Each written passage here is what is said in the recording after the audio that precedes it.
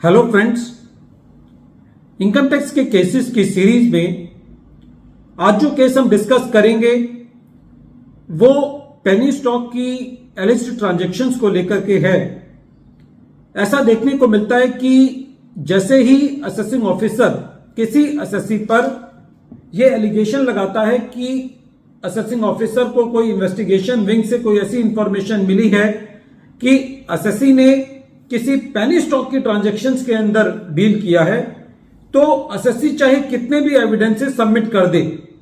और चाहे assessing officer के पास कोई भी एविडेंस ना हो कि असेसी किसी तरीके की प्राइस रिगिंग में या असेसी का कोई एंट्री ऑपरेटर से कोई कनेक्शन रहा हो, बिना इसको एस्टेब्लिश किए असेसिंग ऑफिसर असेसी का एडिशन कर देते हैं, चाहे असेसी कितने भी डॉक्यूमेंट्स जो है वो सबमिट करे। ऐसा ही एक केस मुंबई आईटीएटी के सामने deputy commissioner of income tax versus Nisha Shantaram Pokle के केस में आया और यह case 113 ITR tribunal page number 327 पर रिपोर्ट हुआ। इस केस का जजमेंट 22 मार्च 2024 को आया। प्रेजेंट केस में असेसमेंट ईयर 15-16 इन्वॉल्व था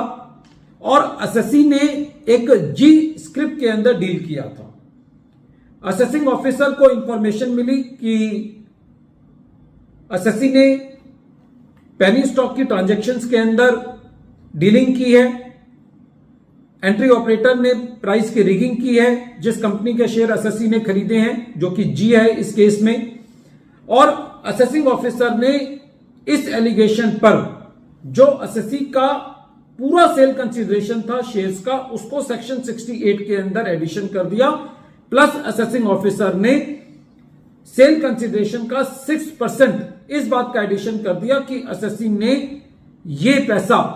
उस एंट्री को लेने के लिए दिया होगा। इसके स्टैंडिंग में जो असेसी का कहना था असेसिंग ऑफिसर के सामने कि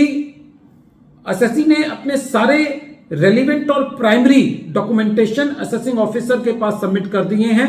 जो कि शेयर्स के परचेज और सेल से रिलेटेड हैं। शेयर्स को डिमेटलाइज्ड कर दिया गया था, उसको डीमेट अकाउंट में डाल दिया गया था।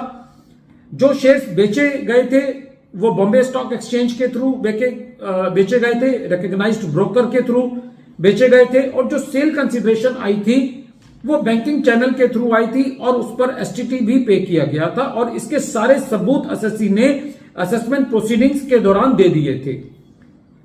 इसके उलट असेसिंग ऑफिसर असेसमेंट प्रोसीडिंग्स के दौरान कहीं पे भी जो डॉक्यूमेंट्स असेसी ने दिए थे उनमें कोई भी डेफिशिएंसी या लैक्यूना नहीं बता पाया था।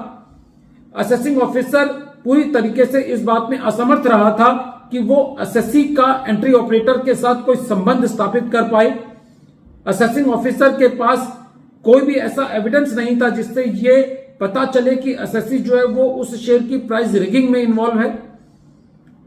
असेसिंग ऑफिसर ने कहीं पे भी ये नहीं बताया कि सेबी ने कोई पेनल्टी लगाई है असेसी के ऊपर कोई ऐसे शेयर्स में डीलिंग करने के लिए, या उस कंपनी पर जिस कंपनी के शेयर्स बेचे गए थे, या किसी शेयर ब्रोकर पर, या उस कंपनी के डायरेक्टर्स पर जिस कंपनी के शेयर्स के बारे में असेसी के ऊपर एलिज किया गया है। तो जब असेसी ने ये सारी दलीलें एओ को दी, उसके बाद भी एओ ने एडिशन किया। यही बात असेसी ने सीआईटी अपील के सामने कही और सीआईटी अपील ने एडिशंस को डिलीट किया। ऐसा ही इस केस में देखने को मिला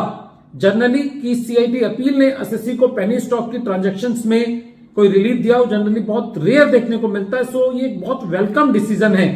कि जब असेसी ने सारे एविडेंसेस सबमिट किए हैं तो उसको एक रिलीफ मिलना चाहिए, क्योंकि ऐसे एडिशंस जो मियर एलिगेशंस पर बेस्ड होते हैं,